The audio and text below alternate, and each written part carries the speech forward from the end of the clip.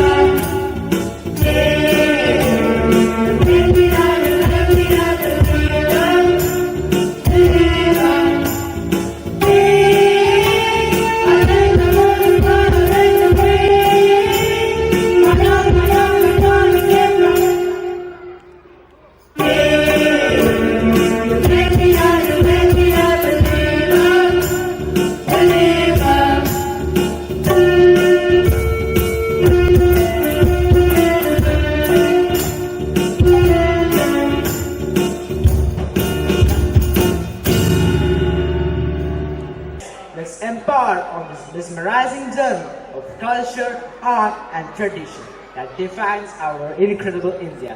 So sit back, relax, and enjoy the beautiful performances. ആ രാത്രിയുടെ ഞെട്ടൽ ഒരായുഷ്കാലം അത്രയും നമ്മെ വേട്ടയാടിയേക്കാം. പ്രകൃതി ഒരുക്കിയ ജലയുദ്ധത്തിൽ ഒരിക്കൽ കൂടി നാം പരാജയപ്പെട്ടുപോയി. അതിദയനീയമായ പരാജയം. ഇരുമ്പെത്തിയ ഉരുൾ ആ രാത്രി തകർത്തത് നമ്മുടെ ആകെ ഹൃദയം കൂടിയാണ്.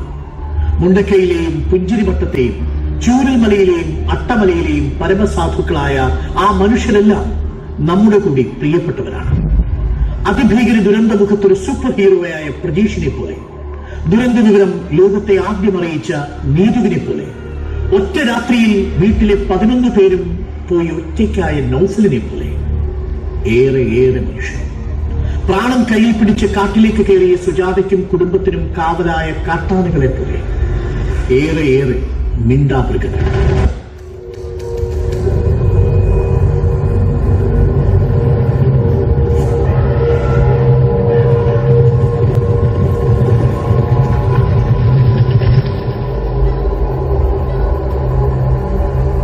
രാവിലെ 1:30 കൂടിയിട്ടാണ് ഫസ്റ്റത്തെ പൊട്ടൽ വരുന്നത്.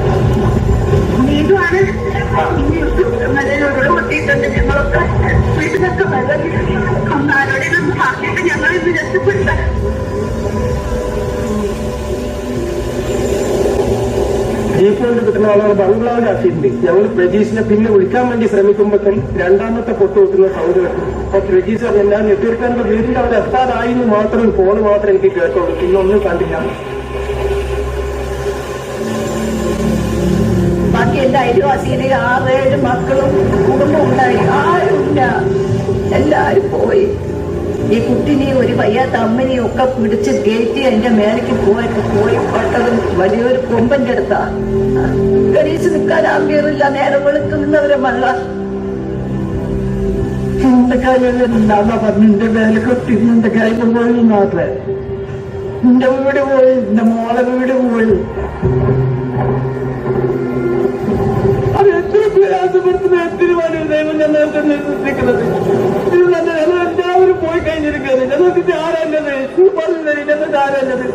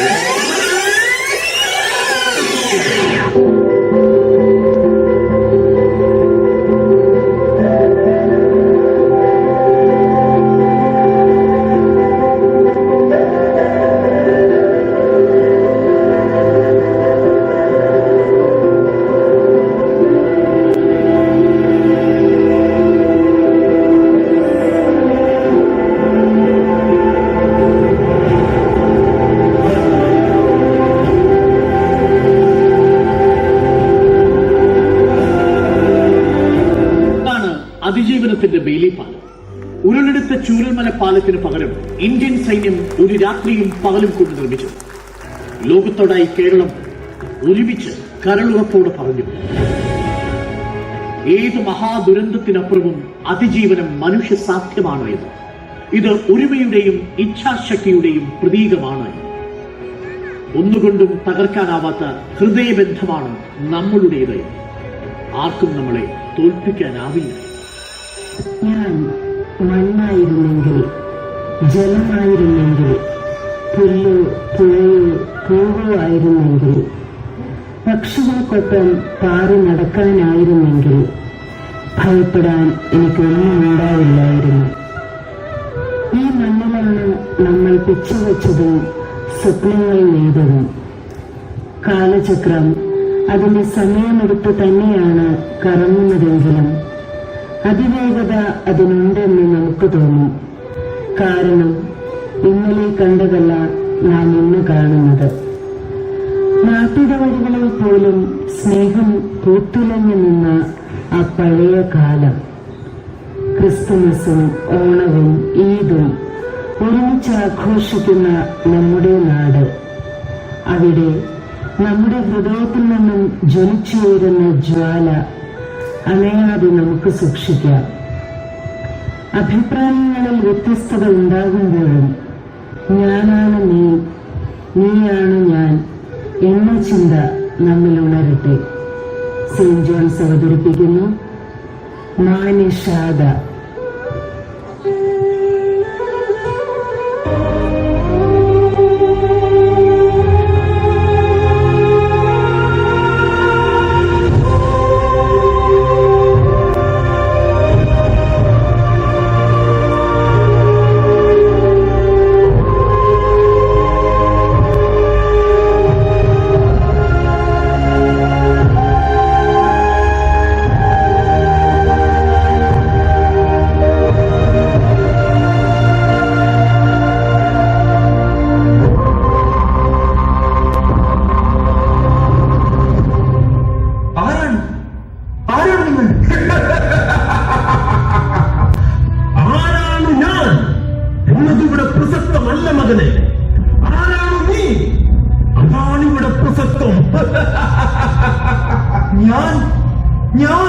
നിന്റെ പേര് തയ്യൻ, വയസ്സ് 27, നീ മരണപ്പെട്ടിരിക്കുന്നു.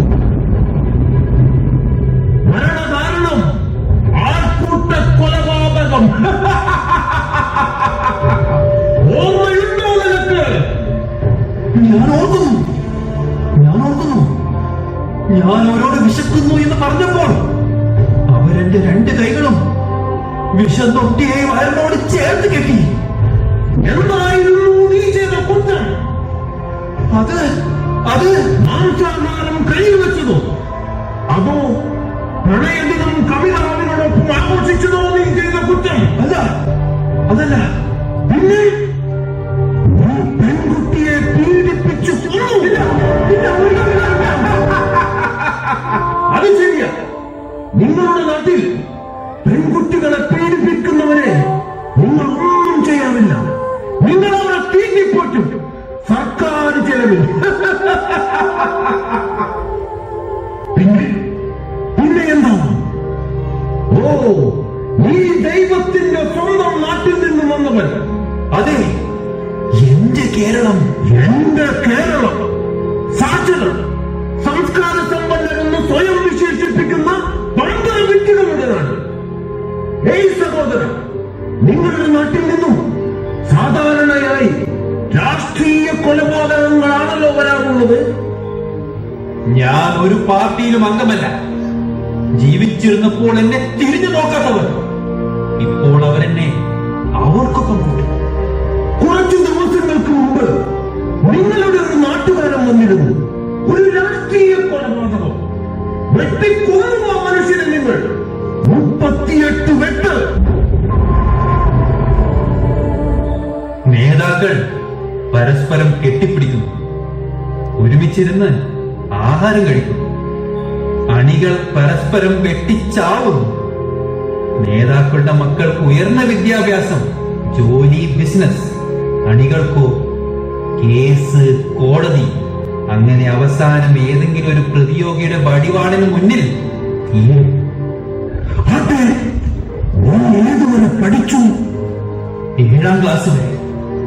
തുടർന്നും പഠിക്കണമെന്ന് ആഗ്രഹമുണ്ടായിരുന്നു. പക്ഷേ കുടുംബം പോറ്റാൻ അത് ഉപേക്ഷിക്കേണ്ടി വന്നു. അപ്പോൾ രാഷ്ട്രീയമല്ല, പിന്നെ എന്തായിരുന്നു നീ ചെയ്ത തെറ്റ്? വിശപ്പ്.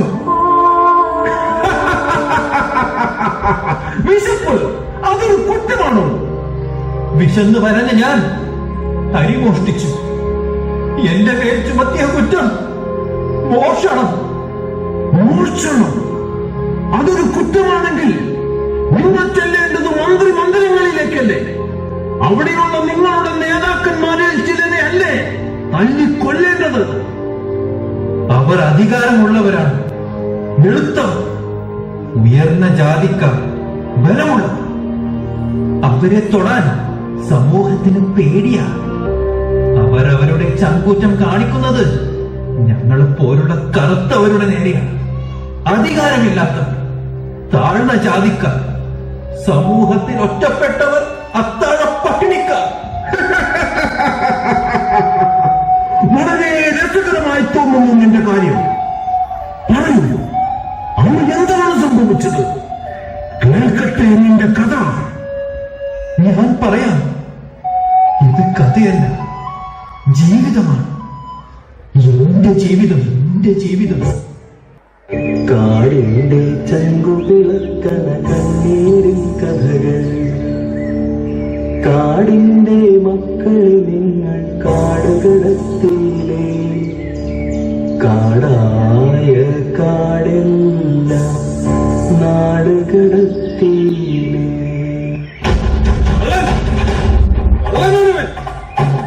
വിശക്കുന്നു, എനിക്ക് വിശക്കുന്നു. എന്റെ ചോറുതാ. എന്റെ ചോറ് ഇതെങ്ങനെ നിന്റെ ചോറാ? നാട് മുഴുവൻ നടന്ന് കട്ടുണ്ടാക്കിയ ഭക്ഷണമല്ലടാ. വിശക്കുന്നു, വിശക്കുന്നു. എന്നാ നീ അങ്ങനെ തിന്നണ്ട. എനിക്ക് വിശക്കുന്നു.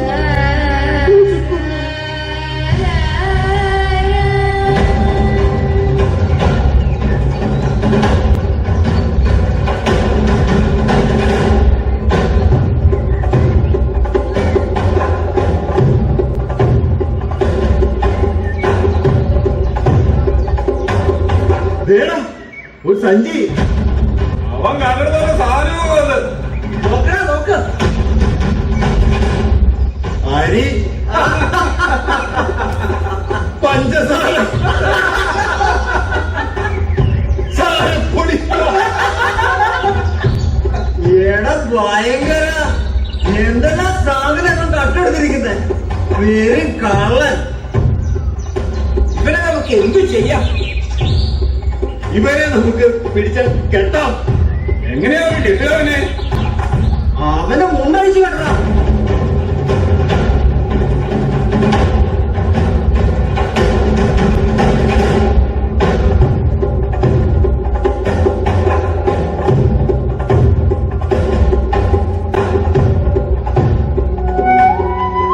വെള്ളം.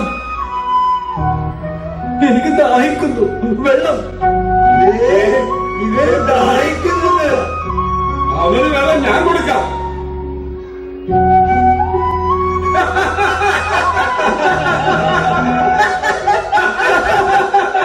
ആരാ? എന്താടാ ഇവിടെ ഒരു ബഹളം? നാട് മുഴുവൻ തട്ടുപിടിക്കുന്ന ഒരു കള്ളനെ പിടിച്ചു സാർ. എന്നിട്ട് എവിടെ? ദേ ഇവനാണ് സാർ. ആര്? ഇവനോ? ഇവനെന്തിനാ കെട്ടിയിട്ടിരിക്കുന്നത്? കള്ളൻ, പേരും കള്ളനാണ് സാർ. ഓടി രക്ഷപ്പെടും. ഓടാൻ പോയിട്ട് നേരെ നിൽക്കാൻ പോലെ ഇവനാവുന്നില്ലല്ലോ. അതെ, എന്താ ഇവൻ കട്ടത്? ഇത് മുഴുവൻ ഇവൻ കണ്ടെടുത്ത സാധനങ്ങളാണ് സാർ. ഇതെന്നതാ? കുറച്ച് അരിയും പഞ്ചസാരയും അല്ലേ ഉള്ളൂ. എന്തായാലും കളവ് തന്നെയല്ലേ സാറേ?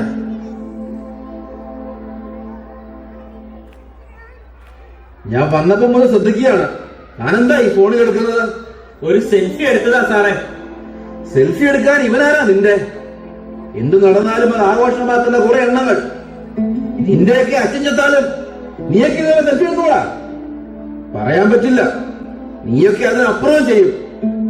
ഇനി ഈ ഫോൺ ഓൺ ചെയ്താൽ ഇത് ഞാൻ തല്ലിപ്പിടിച്ചു കളയും. താൻ ഇതെല്ലാം കട്ടുകൊടുത്തതാണോ? വിശന്നിട്ട വിശന്ന് കുറച്ച് അരിയെടുത്ത ഇവനെ കള്ളനെന്ന് വിളിക്കണോ? സാറെങ്ങനെ ഈ കളനെങ്ങനെ ന്യായീകരിക്കുന്നത്? എടോ, ഇന്ത്യയിലെ സകല ബാങ്കുകളിൽ നിന്നും കോടികൾ അടിച്ചു മാറ്റി നാടുവിട്ട അവരാണ് കള്ളൻ. അതോ വിശന്ന് കുറച്ച് അരിയെടുത്ത ഇവനോ? അവരെല്ലാം വലിയ ആൾക്കാരാണ്, ഞങ്ങൾക്ക് ഇവനെ മതി. കാട് കടന്നു വന്ന് ഇവനെ പിടിക്കാൻ നിങ്ങൾക്കാണ് അധികാരം തന്നത്? കാട്ടിൽ അതിക്രമിച്ച് കടന്നാൽ ഉള്ള ശിക്ഷ എന്താണെന്ന് അറിയാമോ? സാറ് ഞങ്ങളെ വലിയ നിയമമൊന്നും പഠിപ്പിക്കണ്ട. ഞങ്ങൾക്ക് മുകളിൽ കുറച്ച് പിടിപാടൊക്കെ ഉണ്ട്. ഈ പാവത്തിന് വെറുതെ വിട്ടുകൂടെ? പറ്റില്ല. ഇവന്റെ ഈ കളവ് ഇന്നും ഇന്നലെ തുടങ്ങിയതൊന്നുമല്ല. ഇവൻ ഭയങ്കര ശല്യക്കാരനാണ് സാറേ. എന്നാൽ നിങ്ങൾ എന്താന്ന് വെച്ചാൽ ചെയ്യും. പക്ഷേ അതെല്ലാം ഈ കാടിന് പുറത്ത്. ഇതിന്റെ പേരിൽ പുലിവാലി പിടിക്കാൻ ഞങ്ങൾക്ക് പറ്റില്ല. ഇവനെ ഞങ്ങൾ നോക്കണം സാറേ, സാറ് നോക്കൂ. ഇനി പിന്നെ എന്ത് ചെയ്യും? നമുക്ക് പോലീസിൽ ഏൽപ്പിക്കാം. ഫോറസ്റ്റ് ഓഫീസർ പറഞ്ഞത് കേട്ടില്ലേ? ഇവിടെ പറ്റില്ലായിരുന്നു. എന്നാ അങ്ങാടിക്ക് നടത്താം, എന്നിട്ട് പോലീസിൽ ഏൽപ്പിക്കാം. അത് ശരിയാ, എല്ലാരും കാണട്ടെ. എന്നാൽ ഇതും അവന് പുറത്തെടുത്ത് കെട്ട്.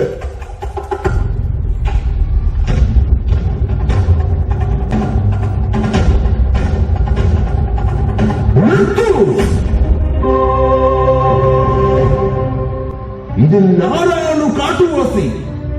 നീയോ അതോ അവരോ? നീ എന്റെ തലയിൽ തൊപ്പി വെച്ചില്ല, നീ എന്റെ കഴുത്തിൽ കുരിശുമാലയിട്ടില്ല. അതുമല്ലെങ്കിൽ നീ നിന്റെ നെറ്റിയിൽ ചന്ദനം തൊട്ടില്ല.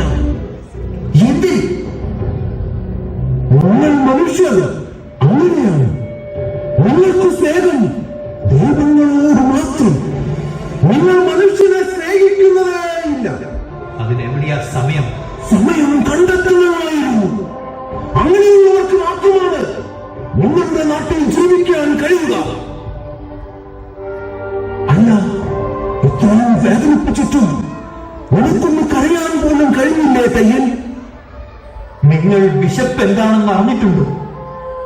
ദാഹിച്ച് നിങ്ങളുടെ തൊണ്ട വരണ്ടിട്ടുണ്ടോ? അതിലും വലിയ വേദനയൊന്നും ഈ ശരീരത്തിൽ ഏൽപ്പിക്കാൻ അവർക്ക് കഴിയില്ല. ചോദിക്കാൻ ചോദ്യങ്ങൾ ഒരുപാടുണ്ടായിരുന്നു, ഒരുപാട്. എന്നിട്ടല്ലേ നീ ചോദിച്ചില്ല? ആരോട് ചോദിക്കാൻ? വേട്ടയാടാൻ വരുന്ന വേട്ടമൃഗത്തെ മാത്രമാണ് ഞാൻ അവരിൽ കണ്ടത്. ആ കൂട്ടത്തിൽ ഒരു മനുഷ്യരെ പോലും കാണാൻ എനിക്ക് കഴിഞ്ഞില്ല. നിന്റെ സ്വപ്നങ്ങളെല്ലാം ഇവിടെ അവസാനിച്ചിരിക്കുന്നു. ഒരുപാട് സ്വപ്നങ്ങൾ, അതൊന്നും ഉണ്ടായിരുന്നില്ല. വിശപ്പില്ലാത്ത ഒരു കാലം, അതായിരുന്നു എന്റെ സ്വപ്നം. വിശപ്പറിയാതെ ജീവിക്കാൻ കൊതിച്ചിരുന്നു. മകനെ, നിനക്കങ്ങനെ ഒരു ആഗ്രഹമുണ്ടെങ്കിൽ ഞാനത് സാധിച്ചു തരാം. എങ്ങനെ നിങ്ങൾക്കതിന് കഴിയും? എനിക്കതിന് കഴിയും. നിനക്ക് വേണമെങ്കിൽ വേണം. വയറ് നിറച്ച് ആഹാരം കഴിച്ച് ജീവിക്കാൻ പറ്റുമെങ്കിൽ. പിന്നീട് അതോർത്ത് നീ ദുഃഖിക്കരുത്. വയറ് നിറച്ച് ആഹാരം കിട്ടുമെങ്കിൽ ഞാൻ എന്തിന് ദുഃഖിക്കണം? എങ്കിൽ നിന്നെ ഞാൻ ഭൂമിയിലേക്ക് തിരിച്ചയക്കാൻ പോകുന്നു. നീ നിർത്തിയെടുത്തു നിന്ന് ഞാൻ വീണ്ടും തുടങ്ങുന്നു. കാലചക്രം പിന്നോട്ട് വരങ്ങട്ടെ.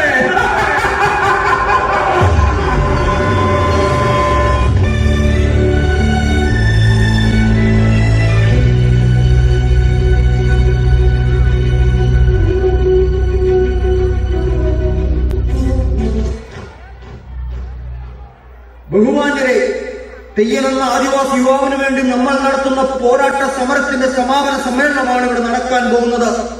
അതിനായി നമ്മുടെ പാർട്ടി സെക്രട്ടറിയെ വേദിയിലേക്ക് ക്ഷണിക്കുന്നു.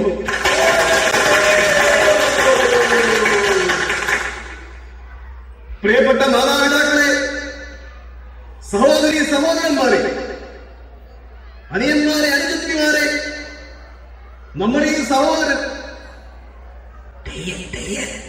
അതെ തെയ്യനെ എനിക്ക് വളരെ നാളുകളായി അറിയാം. ഈ തെയ്യൻ താമസിക്കുന്ന അട്ടപ്പാടിയിലെ ഊരിൽ ഞാൻ ഒരുപാട് തവണ പോയിട്ടുണ്ട്.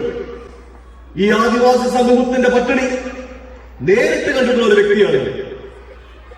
ഈ പാവങ്ങൾക്ക് അവിടെ നല്ല ഭക്ഷണമുണ്ട്, ഒരു നല്ല റോഡ്, എന്തിനു പറയും, അവരുടെ പ്രാഥമിക ആവശ്യങ്ങൾക്ക് ഒരു ആശുപത്രിയുണ്ടോ? എന്തെങ്കിലും നമ്മളുടെ റോഡായി കാണാൻ കഴിയുന്നില്ല.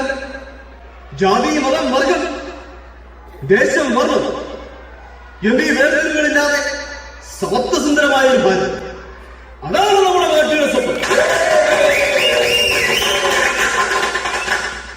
അതിനുവേണ്ടി എന്റെ ജീവൻ കൊടുക്കേണ്ടി വന്നാലും അതിൽ ഞാൻ തയ്യാറാണ് സുഹൃത്തുക്കളെ.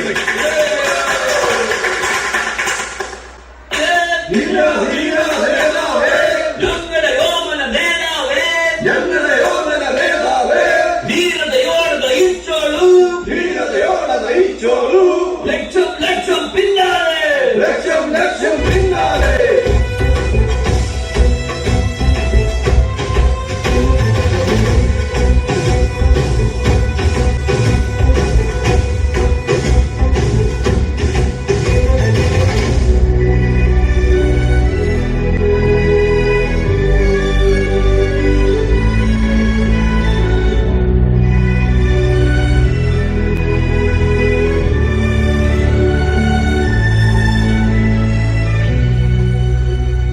എടോ, ആരാണോ ഈ ആദിവാസി എന്റെ കസേര എടുത്തുകൊണ്ടിരുത്തിയത്?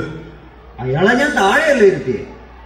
അതുകൊണ്ട് ഇനി മേലാൽ ഇത്തരം സാധനങ്ങളെ സ്റ്റേജിൽ പോലും കയറ്റരുത്. മനസ്സിലായോ? അത് കഴിഞ്ഞുള്ള പുനരുദ്ധാരണമൊക്കെ മതി. മാറിക്കോ, കണ്ട കുളിക്കണം. നാശം, ഇന്നത്തെ ദിവസം പോയി.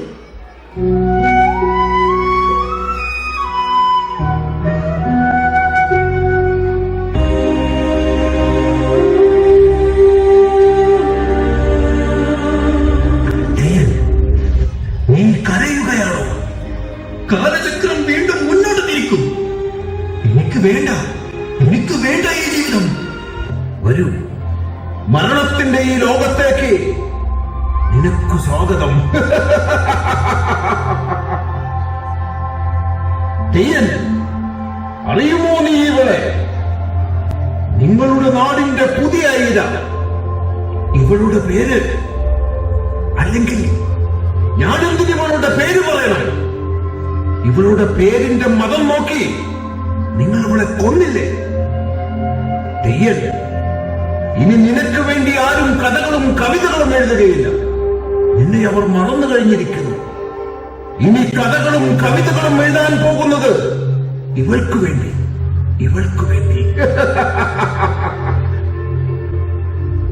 ആർഷഭാരതമേ, ലജ്ജിച്ചു തലതാഴ്ത്തു.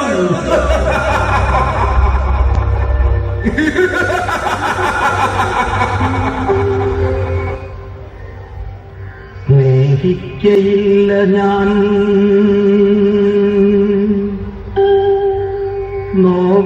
നോവുമാത്മാവിനെ സ്നേഹിച്ചിടാത്തൊരു തത്വശാസ്ത്രത്തെയും സ്നേഹിക്കയില്ല ഞാൻ, നോവുമാത്മാവിനെ സ്നേഹിച്ചിടാത്തൊരു തത്വശാസ്ത്രത്തെയും